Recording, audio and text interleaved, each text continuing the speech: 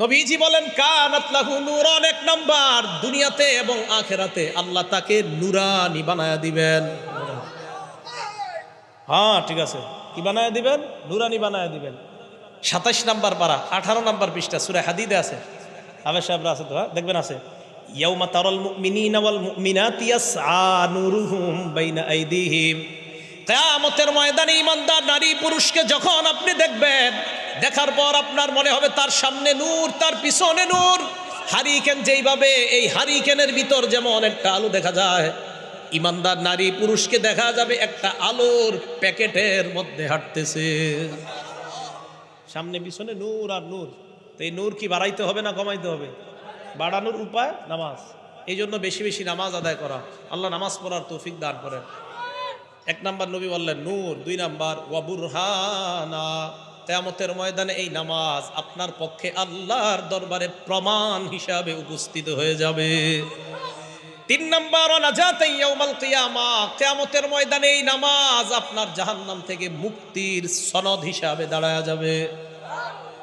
নামাজ পড়বো তো ইনশাআল্লাহ, এক ওয়াক্ত নামাজও ছাড়বো না আমরা, আল্লাহ তৌফিক দান করেন। 3 নাম্বার নামাজের উপকারিতা।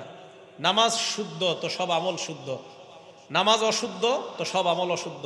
নামাজ যদি না পড়েন, একজনে ডেলি দুরূদ শরীফ পড়ে 100 বার, যদি জিগার নামাজ পড়েননি, নামাজ না পড়লে কি হইব? নবীর প্রেম আছে ভিতরে। নবীর কি আছে? যারা নামাজ পড়ে না তাদের ভিতরে যে নবীর প্রেম নাই, আমার পুরো আলোচনাটা শুনলে বুঝতে পারবেন। আমি একদম হাদিস দিয়ে দলিল দিব যে যারা দুরূদ পড়ে নামাজ পড়ে না, তারা নবীরে মহব্বত করে না।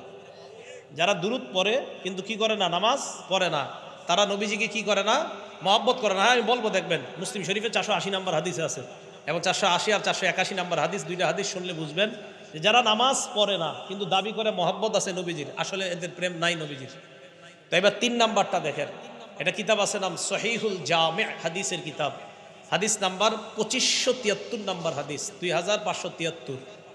ক্বালা রাসূলুল্লাহ সাল্লাল্লাহু আলাইহি ওয়াসাল্লাম, আল্লাহ নবী বলেন আউয়ালু মা ইউহাসাবু বিহিল আবদু ইয়াউমাল কিয়ামাতিস সালাহ। কিয়ামতের ময়দানে আমলের ইবাদতের হিসাবের মধ্যে সর্বপ্রথম নামাজের হিসাব নেওয়া হবে।